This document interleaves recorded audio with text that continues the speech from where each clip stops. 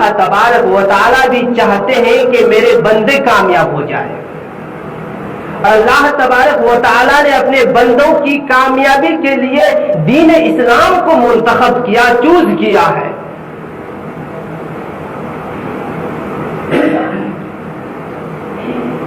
یہ دور ہمارا چل رہا ہے.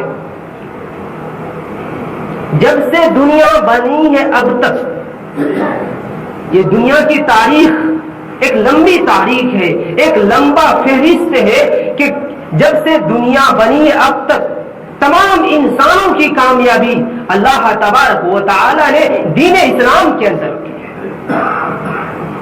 آپ دنیا کی ہسٹری کو پڑھیں گے، دنیا کی تاریخ کو پڑھیں گے تو آپ کو پتا چلے گا جن لوگوں نے دین اسلام کو فالو کیا، دین اسلام کو اپنی زندگی کا اوڑھنا بچھونا بنایا، وہ لوگ کامیاب ہو کر کے گئے. وہ لوگ دنیا کے اندر بھی چمکے اور آخرت کے اندر بھی چمکیں گے.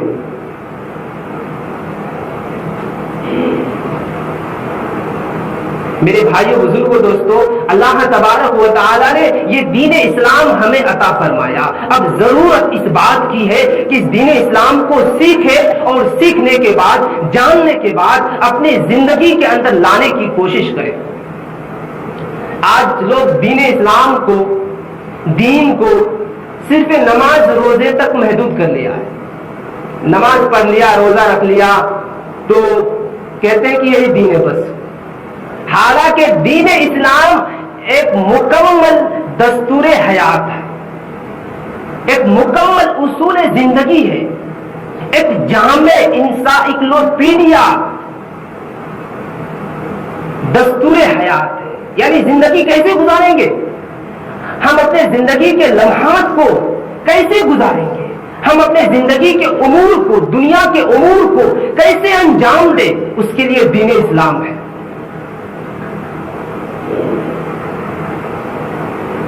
میرے بھائیوں بزرگوں دوستو، بنیادی طور پر، اصولی طور پر دین اسلام کے 5 شعبے ہیں. کتنے شعبے؟ 5 شعبے ہیں، 5 شعبہ جات ہیں. تمام شعبہ جات پر گفتگو نہیں ہو پائے گی، لیکن اجمالی طور پر ضرور بتا دوں گا اور نشاندہی کر دوں گا کہ وہ 5 شعبہ جات کیا ہے. انشاءاللہ پھر کیا ہے، دھیرے دھیرے اس پر گفتگو ہوتی رہے گی. پہلا شعبہ ہے، وہ 5 شعبے ہیں عقائد، ایمانیات، پہلا شعبہ. دوسرا شعبہ ہے عبادات، تیسرا شعبہ ہے معاملات، اور چوتھا شعبہ ہے معاشرت، سوسائٹی، تمدن، اور 5واں شعبہ ہے اخلاقیات. یہ 5 شعبہ جات ہیں دین اسلام کے. پہلا شعبہ وہ یہ ہے کہ ایمانیات، یعنی ایمان لے آئے اللہ پر، اللہ پر ایمان لے آئے، اللہ کے فرشتوں پر، کتابوں پر، رسولوں پر، آخرت پر.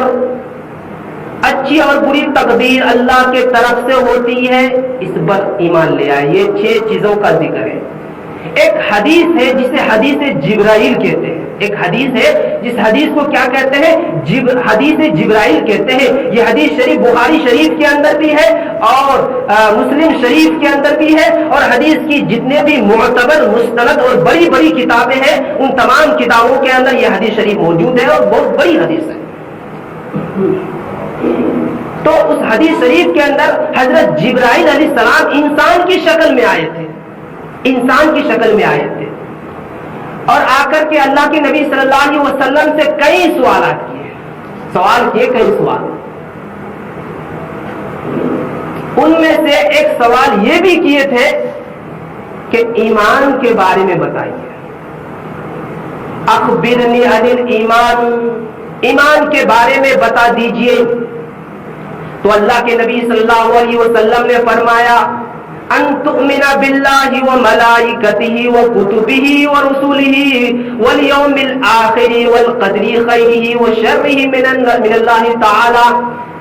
اللہ پر ایمان لے آنا، فرشتوں پر ایمان لے آنا، کتابوں پر ایمان لے آنا، رسولوں پر ایمان لے آنا، آخرت پر ایمان لے آنا، اچھی اور بری تقدیر اللہ تبارک و تعالیٰ کی طرف سے ہوتی ہے، اس پر ایمان لے آنا۔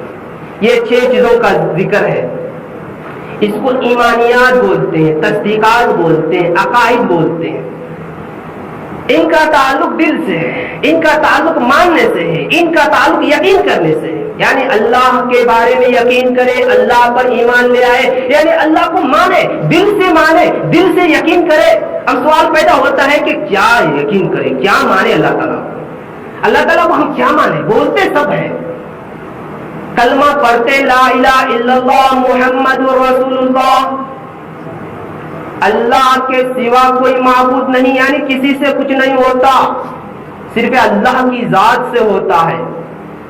محمد رسول اللہ صلی اللہ علیہ وسلم، اس کا مطلب ہے کہ اللہ کے رسول حضرت محمد عربی، محمد مصطفیٰ صلی اللہ علیہ وسلم کے طریقے میں، آپ کی تعلیمات میں، آپ کی سنت کے اندر کیا ہے؟ کامیابی ہے، اس کا یقین کرے۔ عرض کر رہا تھا اللہ پر ایمان لے، اللہ کو مانے۔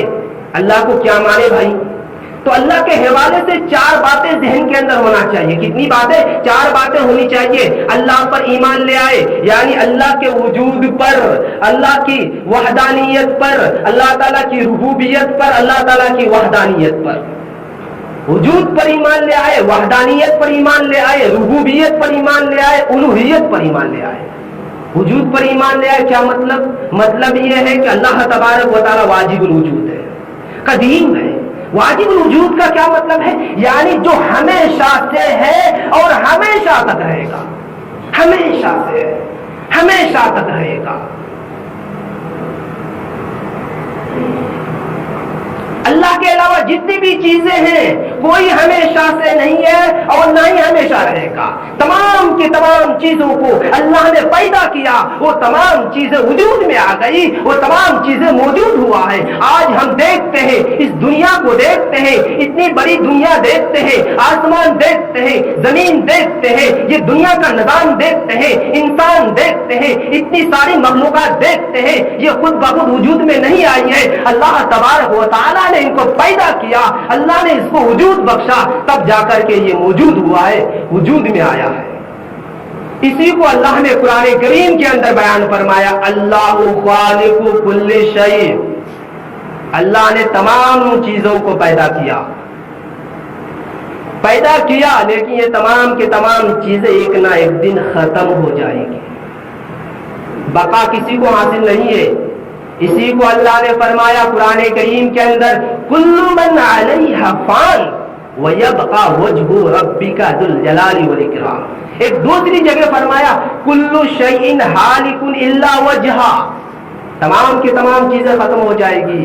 آج دیکھ رہے ہیں خوبصورت دنیا دیکھ رہے ہیں، ختم ہو جائے گی، انسان ختم ہو جائیں گے، تمام مخلوقات ختم ہو جائیں گے، آسمان ختم ہو جائے گا، زمین ختم ہو جائے گی، یہاں تک کہ فرشتوں تک ختم ہو جائیں گے، فرشتے بھی نہیں رہیں گے۔ پھر قیامت ہوگی، اللہ کے حکم سے وہ فرشتے حضرت اسرافیل علیہ السلام دوبارہ زندہ ہوں گے، وہ سور پھونکیں گے، پھر میدان محشر قائم ہوگا، قیامت ہوگی، پھر حساب و کتاب کے بعد آخرت یعنی جنت یا جہنم کے اندر وہ دائمی زندگی ہے۔ تو عرض کر رہا تھا کہ اللہ تبارک و تعالی واجب الوجود ہے، یعنی ہمیشہ سے اور ہمیشہ رہے گا، کبھی ختم ہونے والا نہیں ہے، اور تمام صفات کمالیہ کو جامع ہے، تمام صفات کمالیہ کو جامع ہے، یعنی جتنے بھی کمالات ہو سکتے ہیں، جتنے بھی کمالات، جتنے بھی خوبیاں، جتنی بھی اچھائیاں ہو سکتی ہیں، وہ تمام کے تمام اچھائیاں، خوبیاں، کمالات اللہ کی ذات کے اندر موجود ہیں، اور علی وجہ العتم، مکمل طریقے سے، غیر محدود طریقے پر۔ اللہ تبارک و تعالیٰ کی ذات بھی کیا ہے؟ غیر محدود ہے، صفات بھی غیر محدود ہے، تو اس پر ایمان لے۔ صفات کے صفات اللہ تعالیٰ کی صفاتیں بہت ہیں، علم، قدرت، یہ سب صفتیں ہیں۔ اللہ تبارک و تعالیٰ کیا ہے؟ اللہ تبارک و تعالیٰ کا علم ہے، اللہ تبارک و تعالیٰ کی قدرت، ایسا علم، ایسی قدرت کہ کوئی بھی چیز اللہ کے علم سے باہر نہیں ہے، اللہ کی قدرت سے باہر نہیں ہے، کوئی بھی چیز۔ یہ ایک صفت ہے. اسی طریقے سے زندہ کرنا، مارنا اور معبود ہونا یہ صرف اللہ تعالیٰ کی صفت ہے.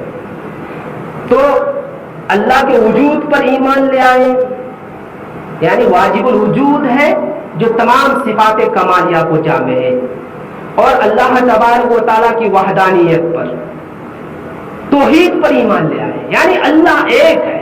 اللہ ایک ہے، اللہ کا کوئی شریک نہیں ہو سکتا، نہ ذات میں شریک ہو سکتا ہے، نہ ہی صفات کے اندر شریک ہو سکتا ہے. اللہ اکیلا ہے، تنہا ہے. قل هو اللہ احد، اللہ ایک ہے. اللہ کی ذات میں کوئی شریک نہیں ہو سکتا. اگر کوئی شریک کرتا ہے، ذات میں شریک کرتا ہے، مثلا ایک خدا کے علاوہ کئی خدا مانتا ہے، کئی خدا مانتا ہے. دیکھ لے دنیا کی ہسٹری اٹھا کر دیکھ لیجیے، کتنے انسان بسے ہوئے اس دنیا کے اندر. کسی کا کچھ عقیدہ ہے، کسی کا کچھ عقیدہ ہے. کوئی کئی سینکڑوں خدا مانتے ہیں، کوئی ہزاروں خدا مانتے ہیں. یہ سارا کا سارا شرک ہے. ایک خدا ہے. اللہ کی ذات کے اندر شریک ماننا یعنی کئی خدا ماننا. صفات کے اندر یعنی جتنے بھی صفات اللہ تعالیٰ کے، اس صفات کے اندر کوئی شریک نہیں ہے، کوئی شریک نہیں ہے. مثلا علم کے اندر اللہ تبارک و تعالیٰ عالم الغیب ہے. یہ جتنے بھی غیب کی چیزیں ہیں، تمام کے تمام چیزوں کا علم اللہ تبارک و تعالیٰ کو ہے. اللہ عالم الغیب ہے. اگر کوئی شخص اللہ کے علاوہ کسی غیر کو عالم الغیب مانتا ہے اور یقین کرتا ہے کہ تمام غیبوں کا علم کیا ہے، اللہ کو ہے اور دوسروں کو بھی ہے، تو وہ مشرک ہے. یہ شرک ہو گیا. تو اللہ تعالیٰ کی ذات میں شریک کرنا، اللہ تعالیٰ کی صفات میں شریک کرنا. اسی طریقے سے صفات کے اندر ایک چیز آتی ہے عبادت. عبادت کے لائق صرف اللہ ہے.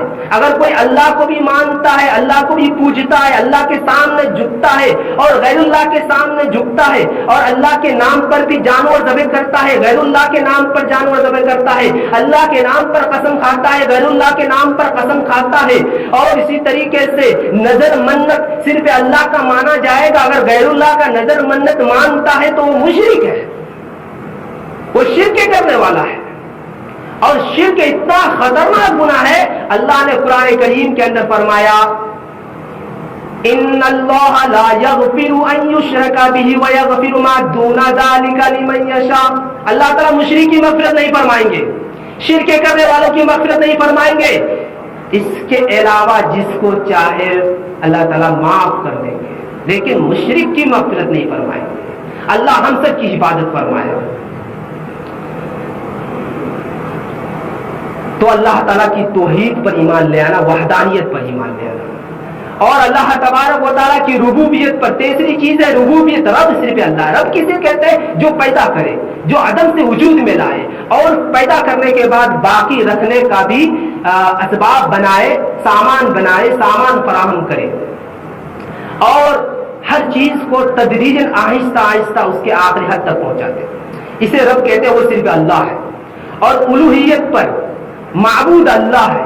صرف اللہ کی عبادت کی جائے گی، صرف اللہ کے سامنے جھکا جائے گا، صرف اللہ کا سجدہ کیا جائے گا، صرف اللہ کے نام کا قسم کھایا جائے گا، صرف اللہ کے نام کا نظر منت مانا جائے گا، صرف اللہ کے سامنے ہاتھ پھیلایا جائے گا، صرف اللہ کے سامنے مانگا جائے گا.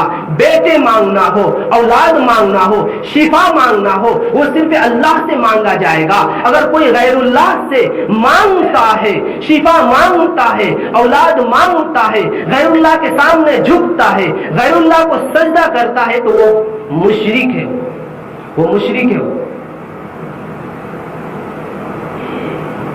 تو اللہ کے حوالے سے چار بات: اللہ کے وجود پر، اللہ تعالیٰ کی وحدانیت پر، اللہ تعالیٰ کی ربوبیت پر، اللہ تعالیٰ کی وحدانیت پر. ہم نے اللہ کو کیسے پہچانا؟ ایک سوال پیدا ہوتا ہے، کسی نے اللہ کو نہیں دیکھا، کسی نے نہیں دیکھا اللہ کو. ہم انبیاء کرام وہ بھی اللہ تعالیٰ کو نہیں دیکھے، فرشتوں تک نہیں دیکھے اللہ تعالیٰ. اچھا کیوں نہیں دیکھے؟ ایک سوال پیدا ہوتا ہے، اللہ کو کیوں نہیں دیکھے؟ تو اس کا جواب یہ ہے کہ دیکھنے والا ہونا چاہیے. اللہ تعالیٰ کو دیکھنا کوئی کیا ہے؟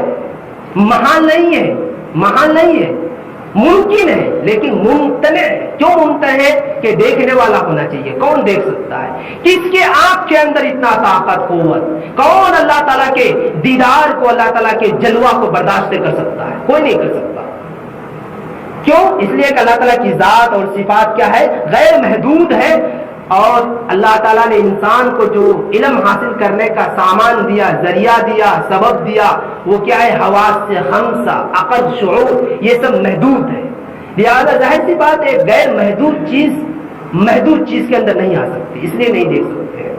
ہاں مرنے کے بعد دیکھیں گے، مرنے کے بعد سب دیکھیں گے، سب نہیں دیکھیں گے، صرف ایمان والے دیکھیں گے، اغیار نہیں دیکھیں گے، جن کے اندر ایمان نہیں ہے، جو کلمے کے سائے کے نیچے نہیں ہے، جو کلمے کے جھنڈے کے نیچے نہیں ہے، جو محمد عربی صلی اللہ علیہ وسلم کے دامن کو نہیں پکڑا ہے، وہ اللہ تعالیٰ کے دیدار نہیں کر سکتا، وہ محروم رہے گا۔